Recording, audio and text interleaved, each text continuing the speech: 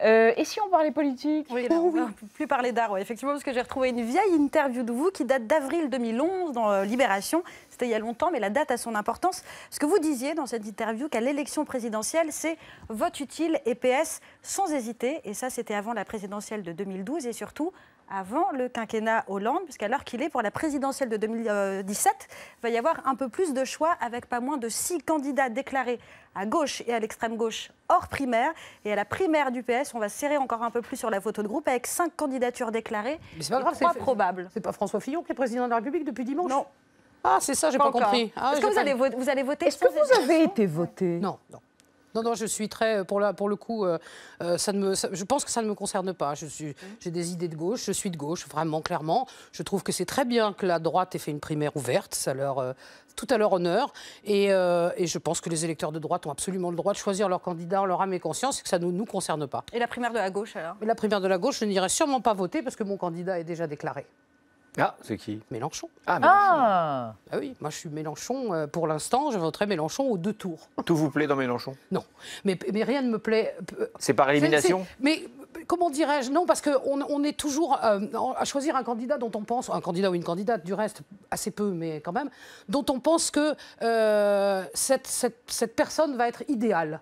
Cette personne va nous sortir du bazar dans tous les sens. Va régler le problème de la fonction publique, va régler le problème du machin, du truc, du bidule. Ben non, il n'y a pas de personne idéale. Il n'y a pas quelqu'un qui a dans les mains toutes les cartes. La seule personne qui parle de politique aujourd'hui, qui n'est pas en train de parler de petits arrangements avec la politique, c'est Mélenchon.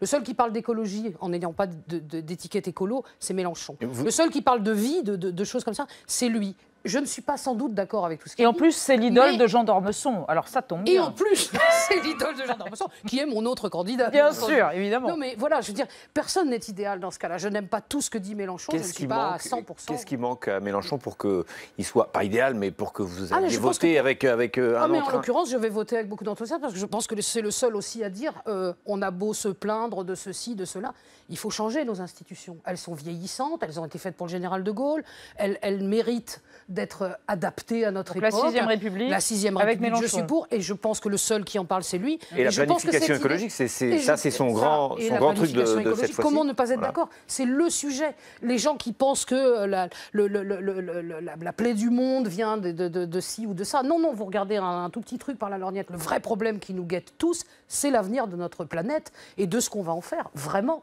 Et il n'y a pas à tortiller là-dessus.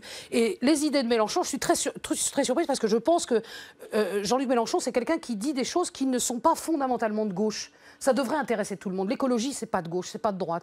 La réforme des institutions de la 6e République éventuelle, c'est pas de gauche. Tout le monde devrait être d'accord avec ça. Parce qu'on n'arrête pas de se plaindre. Tout le monde se plaint de cette mascarade qui va recommencer avec 15 candidats qui vont tous dire c'est moi, allez voter pour moi, je vais vous arranger la vie. Ben non, il y a un sait moment... Vous êtes mûr pour faire des meetings, vous allez faire? Est-ce qu'il sait que vous êtes une passionnariat en puissance pour lui? On s'est rencontrés 2-3 fois, il le sait. mais je n'irai pas non plus faire Vous n'irez pas vous commettre? C'est pas une question de se commettre, c'est une question de rester à sa place. Vous le faites, regardez, vous le faites là, vous pourriez aller dans les tribunes, chauffer des salles mélenchoniennes. Vous me posez la question, mais j'aurais très bien pu défendre un autre candidat aussi.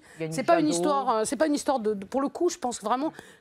À l'heure actuelle, c'est le seul qui pose des vraies questions. Voilà. Je ne dis pas qu'il a des bonnes réponses, mais il pose des vraies questions. Et elle chante. Quand elle ne fait pas les louanges de Jean-Luc Mélenchon, elle chante. Elle chante avec Jean-Guy Denis, elle chante avec Alexandre Tarot, elle chante toute seule aussi. Et elle chante avec François Morel. Oui, le copain. Avec l'ami François Morel. Absolument. Voilà. Merci Juliette.